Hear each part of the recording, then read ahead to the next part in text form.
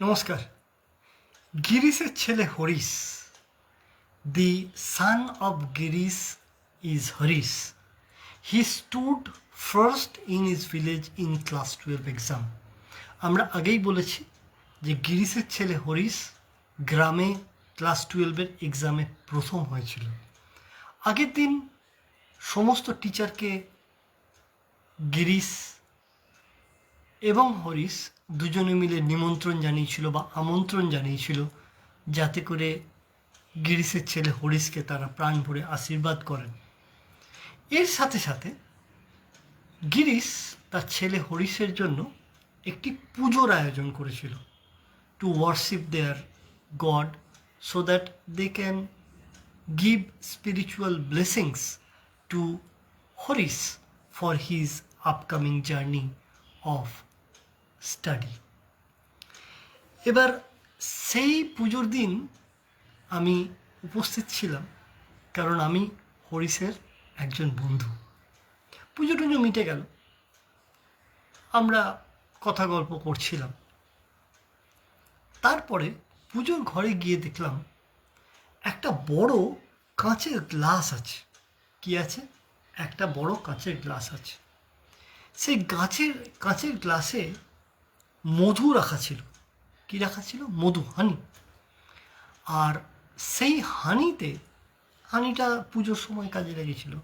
গ্লাসগুলোর গায়ে সব হানি লাগা ছিল, আর সেই হানিতে একটু জল ঢেলে দিয়েছিল যাতে সেটা ধুতে সুবিধা হয়। তা ধরুন, একটা বড় কাঁচের গ্লাস, তার গায়ে সব মধু লেগে আছে, আর কিছুটা জল রাখা আছে। তা আমি ওখানে গিয়ে দেখি ওই কাঁচের গ্লাসে দুটো বড় বড় কালো রঙের ঢেউ পিঁপড়ে ওই জলে হাবুডুবু খাচ্ছে। তারা কোনোভাবে মধুর স্বাদ পেয়ে ওখানে উঠেছিল, আর গ্লাসের মধ্যে পড়ে গিয়ে হাবুডুবু খাচ্ছে। এখন তারা ওঠার চেষ্টা করছে, আবার পড়ে যাচ্ছে। ওঠার চেষ্টা করছে, মধু চারিদিকে লেগে আছে, আটকে যাচ্ছে, আরেকটু চেষ্টা করছে, আবার পড়ে যাচ্ছে। আমি এই ব্যাপারটা দেখে বেশ মজা পেলাম। কি হচ্ছে দেখি কি করে দুটো পিঁপড়ে ওই জল, মধু বেষ্টিত গ্লাস, সেটা দিয়ে উপরে ওঠে। এবং দেখলাম একটা পিঁপড়ে ওঠার চেষ্টা করছে, সে মধুতে যখন আটকে যাচ্ছে, তারপরের পিঁপড়েটা তার ঘাড়ের ওপর দিয়ে উঠে আবার চেষ্টা করছে, তারা আটকে যাচ্ছে, এবং দুজনে একসঙ্গে জলে পড়ছে। ক্রমাগত চেষ্টা করছে, বিভিন্ন দিকে ঘুরে ঘুরে চেষ্টা করছে। আর যতবার যেতে যাচ্ছে, আইদার তারা মধুতে আটকে যাচ্ছে অথবা পিছলে পড়ে যাচ্ছে। নিরন্তর এইভাবে চেষ্টা করার পরে অনেকক্ষণ পরে দেখলাম একটা ঢেউ পিঁপড়ে প্রায় ওপরের দিকে উঠে এসেছে।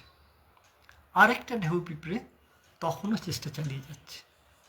দেখলাম অতি বিস্ময়করভাবে যে কিনা ওপরে উঠে এসেছিল, সে কিছুক্ষণ থমকে দাঁড়ালো, খানিকটা নেবে এলো। তারপরে যে পিঁপড়েটা পড়ে হাবুডুবু খাচ্ছিল, সে কিছুটা চেষ্টা করে যে পিঁপড়েটা খানিকটা উপরে ছিল তাকে পেরিয়ে চলে গেল। তারপরে যে পিঁপড়েটা অপেক্ষা করছিল, সে উপরে উঠল। এই ঘটনাটা দেখে ভারী মজা লাগলো। দেখা যাক এই ঘটনা থেকে আমরা কি ম্যানেজমেন্ট লেসন পাই, মানে এই ঘটনা থেকে আমরা কি শিখতে পারি। তাহলে দুটো পিঁপড়েই কিন্তু মধু ভরা জলে হাবুডুবু খাচ্ছিল। যদিও জলটা খুব মিষ্টি ছিল, তাদের ডেস্টিনি এবং ড্রিম খুব ক্লিয়ার ছিল। এই জায়গাটা খুব একটা সেফ অ্যান্ড সিকিওর নয়। এখন ভালো লাগলেও ভবিষ্যতের জন্য কিন্তু এটা ফাইনাল ডেস্টিনি নয়। কাজেই তাদের নিজেদের মধ্যে ওপরে বেরিয়ে যাওয়ার জন্য একটা তাগিদ তৈরি হয়েছিল।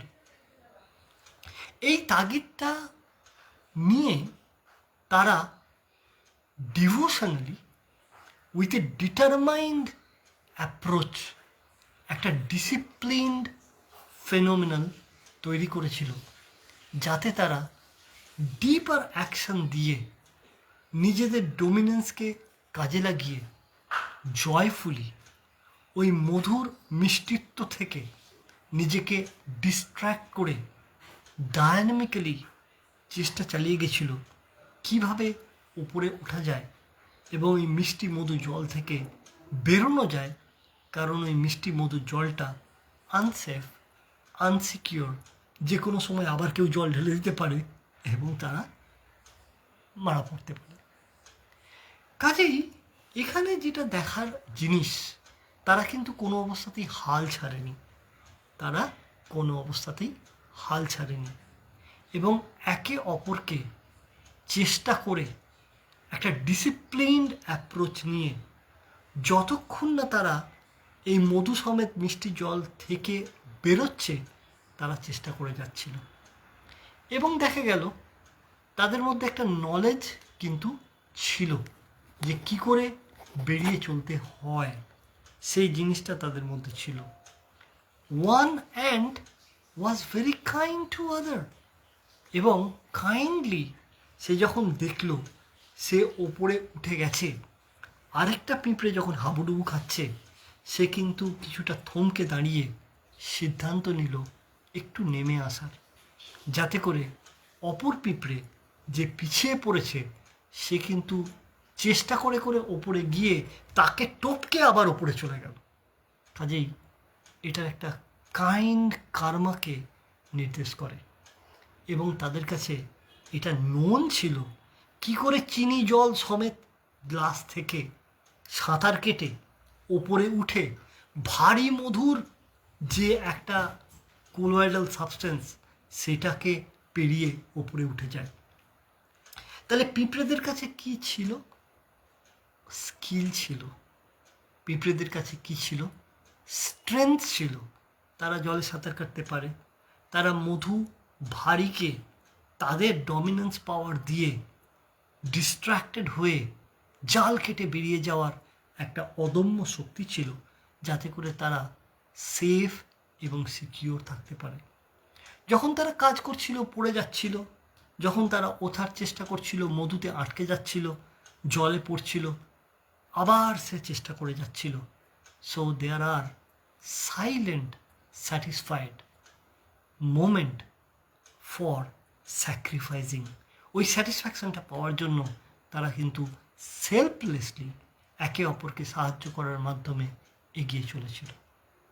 শুধু তাই নয়, তাদের মধ্যে একটা সিচুয়েশনাল হ্যান্ডলিং স্কিল, সিচুয়েশনকে হ্যান্ডেল করার জন্য যে একটা স্কিল বা যে একটা মুন্সিয়ানা, সেটা কিন্তু তারা দেখিয়েছে।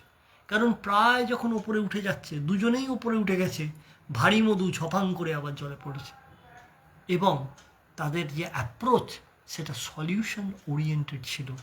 তাদের যে স্ট্র্যাটেজি ছিল যে দুজনেই একসঙ্গে উঠব এবং তারা স্টেডি থেকে বিভিন্ন প্রতিকূল অবস্থাকে কাজে লাগিয়ে তারা কিন্তু একত্রে সঙ্গবদ্ধ হয়ে কোলাবোরেটিভ ওয়েতে এই সিচুয়েশনটাকে পেরিয়ে গেছে তাদের কায় মনোবাক্যে কাজ করে যাওয়ার নিরিখে।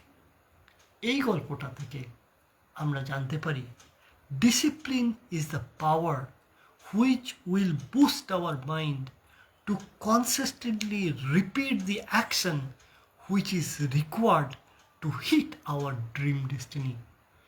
Knowledge, kindness, karma is the ultimate eternal matter which need to be performed sustainably to get success in our life with all sacrifice to get the safe and secure destiny to be achieved. এই ঘটনার উপর ভিত্তি করে আমাদের virtual academy ডিকেএস অ্যানমে তৈরি হয়েছে। ডিকেএস ANME মানে কি? Discipline, knowledge, karma and strength for skillful sustainable development for success. ANME কি? অ্যানমে হচ্ছে academy of NLP mindful excellence. এখন দেখা যাক ব্যাপারটা কি। ব্যাপারটা হচ্ছে কাঁচের গ্লাস, জল, মধু মাখা, সেখানে দুটো পিঁপড়ে হাবুডুবু খাচ্ছে এবং সেখান থেকে তারা হাসি মুখে বেরিয়ে গেল সাঁতার কেটে লড়াই করে। তাহলে লড়াই করে যে বেরিয়ে যাওয়া সেইটা হচ্ছে এন্ড স্টেট, আর হাবুডুবু খাওয়া এটা হচ্ছে এক্সিস্টিং স্টেজ। তাহলে এক্সিস্টিং স্টেজ থেকে আমরা যে লড়াই করে পিঁপড়ে দুটো বেরিয়ে গেল এটা দেখলাম, সেইটা হচ্ছে ড্রিম ডেস্টিনি। এবং যাওয়ার পথে তারা প্রতিকূলতার বাধা কাটিয়ে কিভাবে গেল, that is the journey of excellence.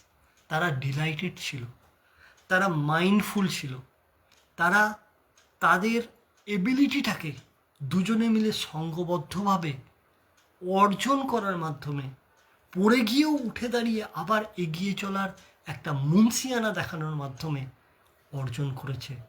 এবং এই শিক্ষা যাতে করে mind, brain, muscle, memory, activity and execution excellence এর একটা মেলবন্ধন মানুষকে খুঁজে পায় এবং মানুষ তার বর্তমান অবস্থা থেকে উজ্জ্বল ভবিষ্যৎটাকে তৈরি করতে পারে লাক দিয়ে নয়, নিজের অ্যাকশন দিয়ে, নিজের স্ট্র্যাটেজি দিয়ে, নিজের গোল সেটিং দিয়ে, নিজের প্ল্যানিং দিয়ে, নিজের এক্সিকিউশন এফেক্টিভনেস দিয়ে, নিজের স্কিল দিয়ে। তার পাঠ্যক্রম আমরা ভার্চুয়ালি করে থাকি আলোচনা চক্রের মাধ্যমে। DKS ANME, DKS Academy of Mindful NLP Mindful Excellence is a learning and enablement platform, যেখানে আপনি আপনার ভবিষ্যৎকে উন্নততর করতে পারবেন এই মাইন্ড ম্যানেজমেন্ট টুলস এবং টেকনিক শিক্ষার মাধ্যমে। আসুন আমরা নতুন করে আমাদের মাইন্ডের ম্যানুয়াল তৈরি করি, যাতে করে আপনার বেস্ট গিফটটাকে আপনি ইউজ করতে পারেন এফেক্টিভলি, আপনার ঘুমিয়ে থাকা স্কিলগুলোকে আপনি শার্পেন করতে পারেন, যাতে আপনি আপনার জীবনে একটা প্রতিষ্ঠা লাভ এমনভাবে করতে পারেন সবাই আপনাকে স্যালুট করবে। দেখা হবে আগামী পর্বে। নমস্কার।